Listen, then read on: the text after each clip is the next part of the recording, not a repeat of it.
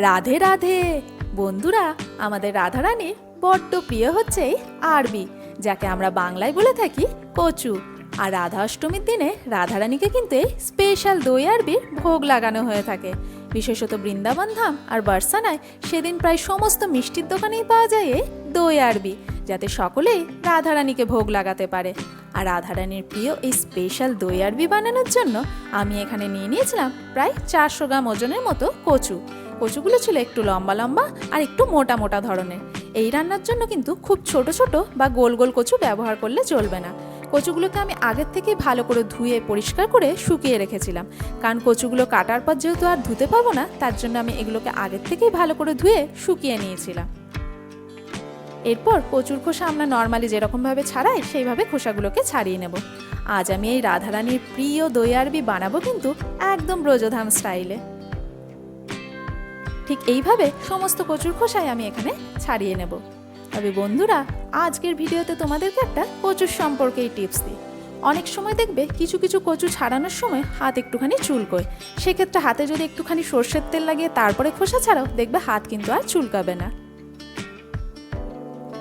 ঠিক এইভাবে আমি সমস্ত কচুর খোসায় পরিষ্কার করে ছাড়িয়ে নিয়েছিলাম। এরপর পালা এগুলোকে টুকরো করে নেওয়ার।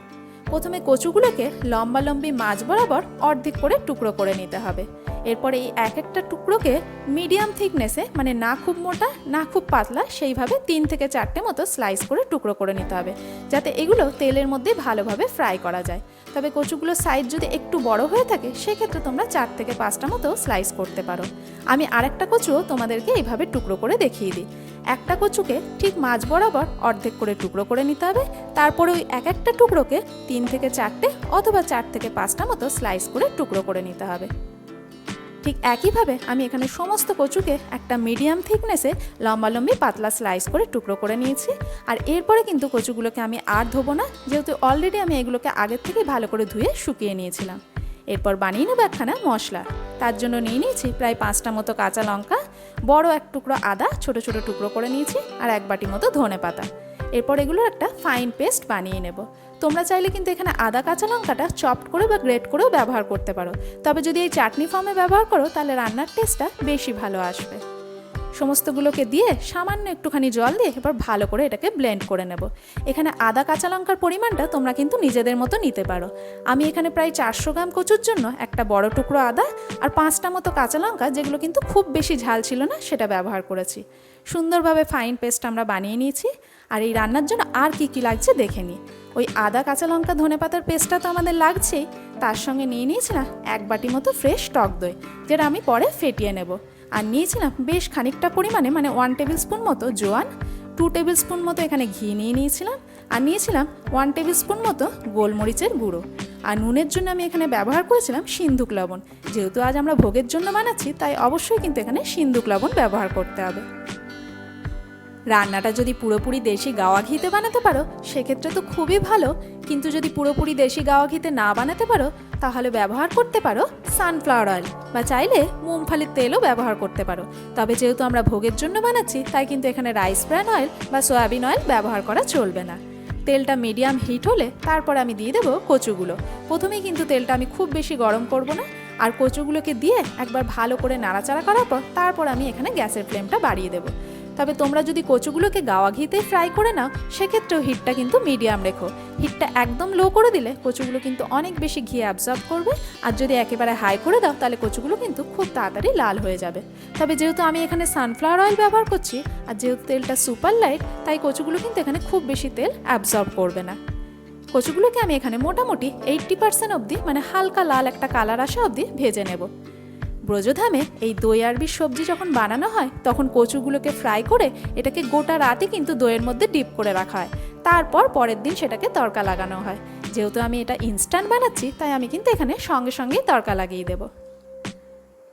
কচুগুলোতে সুন্দর হালকা একটা লাল কালার চলে এসছে। এরপর আমি এগুলোকে তেল থেকে তুলে নেব।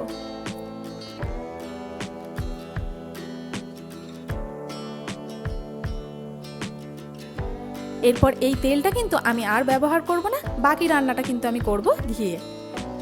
কচুগুলো এখানে মোটামুটি 80% অবধি আমি ভেজে নিয়েছি। হালকা একটা সুন্দর লাল কালারও চলে এসছে। কি করে বুঝবে 80% অবধি ভাজা হয়েছে? দেখবে কচুগুলো ভাঙলে এইভাবে সুন্দর টুকরো হয়ে যাচ্ছে, মানে কচুগুলো ম্যাক্সিমামটাই কুকড হয়ে গেছে, যেহেতু কচুগুলোকে এখানে পাতলা স্লাইস করে কেটে নেওয়া হয়েছিল। আর তেলটাও আমি এখানে অন্য পাত্রে সরিয়ে নিয়েছি। এরপর আমি ব্যবহার করব ঘিটা। আমি এখানে নিয়ে নিয়েছিলাম প্রায় 2 টেবিল স্পুন মতো ঘি, আর আমি এখানে ব্যবহার করেছি পতঞ্জলি কাউ ঘি। তোমরা যদি দেশি গাওয়া ঘি পাও সেটাও ব্যবহার করতে পারো। ঘিটা মেল্ট হয়ে গেলে তার মধ্যে দিয়ে দেবো 1 টেবিল স্পুন মতো জোয়ানটাও এখানে হালকা ক্র্যাকেল হওয়া অবধি একটুখানি ভাজা ভাজা করে নেব।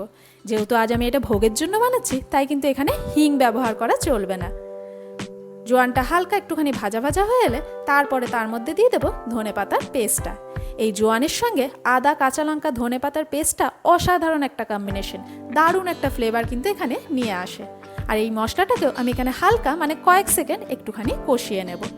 যেহেতু এই মশলাটা এখানে এইভাবে চাটনি ফর্মে ব্যবহার করছি, তার জন্য রান্নার স্বাদ কিন্তু অনেকটাই বেড়ে যাবে।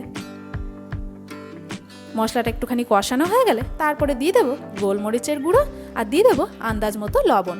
যেহেতু ভোগের জন্য বানাচ্ছি, তাই কিন্তু এখানে সিন্দুক লবণই ব্যবহার করব। এগুলোকে দিয়েও এখানে ভালো করে মিক্স করে মশলাটাকে আমি আরও 1 মিনিট মতো কষিয়ে নিয়েছিলাম, যতক্ষণ না এর মধ্যে থেকে ভালো করে তেল ছেড়ে আসছে।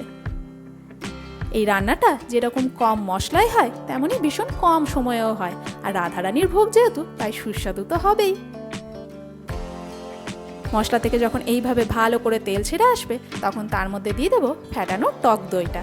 দইটাকে আমি হালকা জল মিশিয়ে খুব সুন্দর স্মুথলি এটাকে ভালো করে ফেটিয়ে নিয়েছিলাম। আর দইয়ের বাটিটা ধুয়েও হালকা একটুখানি জল আমি এর মধ্যে অ্যাড করে দিলাম। দইটা যখন মিক্স করব, তখন অবশ্যই গ্যাসের ফ্লেমটা একেবারে লোতে রাখবো। আর দইটা দেওয়ার পর কন্টিনিউয়াসলি এটাকে কিন্তু নাড়াচাড়া করতে হবে, যাতে দইটা কোনোভাবেই ফেটে না যায়। দইটা ফেটে গেলে কিন্তু রান্নার স্বাদটা খারাপ হয়ে যাবে। যখন জানবো যে দইটা আর ফাটার কোনো ভয় নেই, ভালোভাবে মশলার সাথে মিক্স আপ হয়ে গেছে, তখন আমরা গ্যাসের ফ্লেমটা এখানে বাড়িয়ে দিতে পারবো।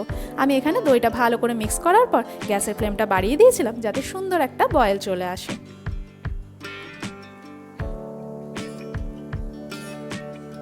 ভালোভাবে একটা বয়েল চলে এসছে। এরপর আমরা দিয়ে দেবো ভেজে রাখা কচুগুলোকে দিয়ে মিক্স করে এখানে রান্নাটা হতে কিন্তু আর একদমই বেশি সময় লাগবে না। জাস্ট ভালো করে কচুগুলোকে মিক্স করে দেবো। আর কচুর মধ্যে যাতে মশলাটা ভালোভাবে ঢুকে যায়, তার জন্য আমাদের একটুখানি সময়ই কিন্তু এখানে দিতে হবে। তবে এখানে আমি গ্যাসের ফ্লেমটা একেবারে বাড়িয়ে দেবো না।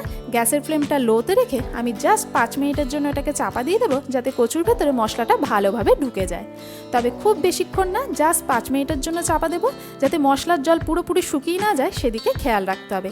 এই রান্নাটা কিন্তু একটা ড্রাই ফর্মেই হবে, কিন্তু জলটা প্রথমেই পুরোপুরি শুকিয়ে দিলে চলবে না। এরপর গ্যাসের ফ্লেমটা আমি হালকা একটুখানি বাড়িয়ে দিয়েছিলাম। আর কচুগুলোকে আরেকবার ভালো করে নাড়াচাড়া করে একটুখানি ওয়েট করব, যাতে মশলাটা একটুখানি ড্রাই হয়ে আসে।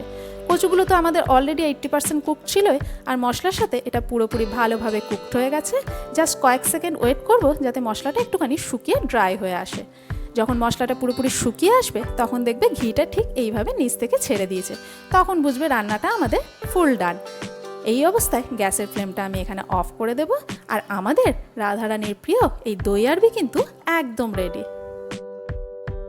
এই রান্নাটা কিন্তু হবে একদম ড্রাই ফর্মে, মানে কচুর গায়ে মশলাটা খুব ভালোভাবে লেগে থাকবে। ব্যাস, রাধারানীর ভোগ যখন তৈরি হয়ে গেছে, তখন পালা নিবেদনের। রাধারানীর ভোগ যখন, তখন সুস্বাদু তো হবেই। তবে বন্ধুরা, ভোগ ছাড়াও তোমরা যে কোনো দিনই বাড়িতে অবশ্যই একবার রেসিপিটা ট্রাই করে দেখো। একেবারে ভিন্ন স্বাদের অসাধারণ একখানা পদ। রাধারানীর ভোগ যখন, তখন তুলসীপত্র ছাড়া তা কী করে নিবেদিত হয়? এই রাধা অষ্টমীর দিনে রাধারানীর প্রিয় এই দই আরবি ভোগের কিন্তু একখানা মাহাত্ম্য আছে। তাই বন্ধুরা, এই বছর রাধা অষ্টমীতে অবশ্যই রাধারানীকে লাগিয়েও এই দই আরবির ভোগ। হরে কৃষ্ণ।